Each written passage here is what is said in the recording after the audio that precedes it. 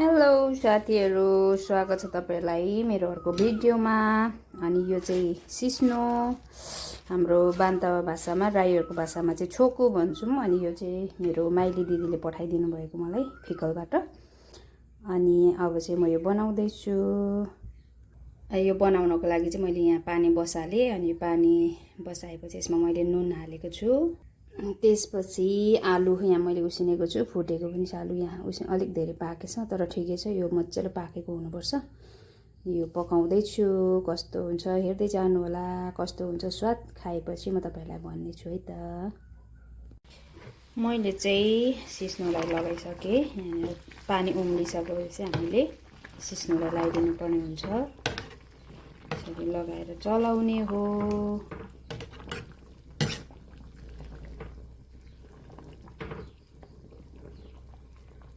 अनि यो पाक्दैछ। त्यतिन्जेल चाहिँ म लसुन अनि चिम्पिङहरू पिस्छु। यसमा लगाएर खानु मिठो हुन्छ है।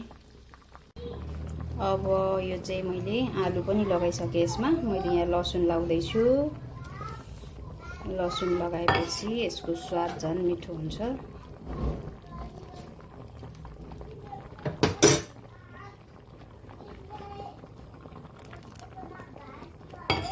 एकदम अहिले नै खाउँ लाग्दो भइसक्यो। यसलाई मजाले फिर्के लगाएर चलाउनु पर्ने हुन्छ साथीहरू। सबै मिसाइसकेपछि चाहिँ यसरी मजाले यसरी फिर्के लाउनु पर्ने हुन्छ। एकदम मिठो हुन्छ है सिस्नो चाहिँ। सिस्नोको दाल भन्छ यसलाई चाहिँ।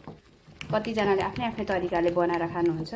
मैले चाहिँ यसरी बनाउँछु। मेरो आमाले यसरी नै बनाउन सिकाउनु थियो। एकदमै मिठो हुन्छ है साथीहरू यो चाहिँ।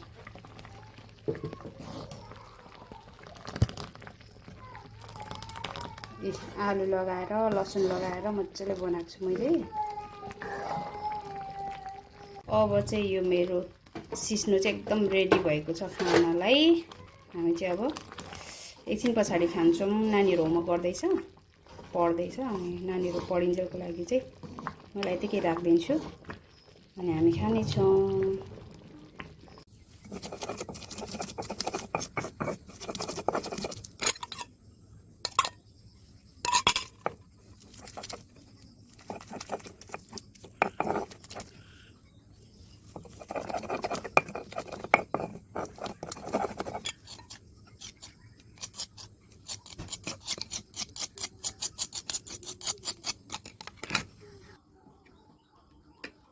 ल साथीहरू, मेरो सिस्नो यहाँनिर रेडी भयो।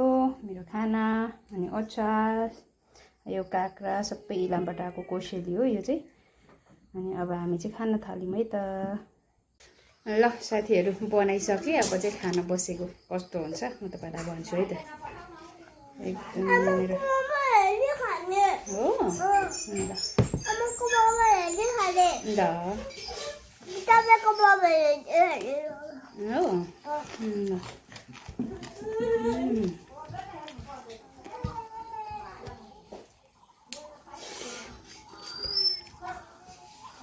दम्मी।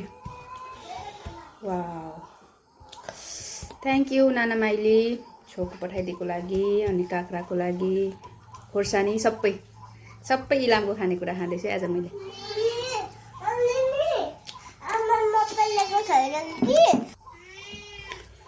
ल साथीहरू, अब चाहिँ म मोबाइल ब्याट्री सकिन लागेको कारणले गर्दा यति नै भिडियो गरेँ। मिठो भएको छ, एकदमै मिठो भएको छ। ल अब चाहिँ मैले भिडियोलाई अन्त्य गरेँ है त। Thank you for watching. Bye by.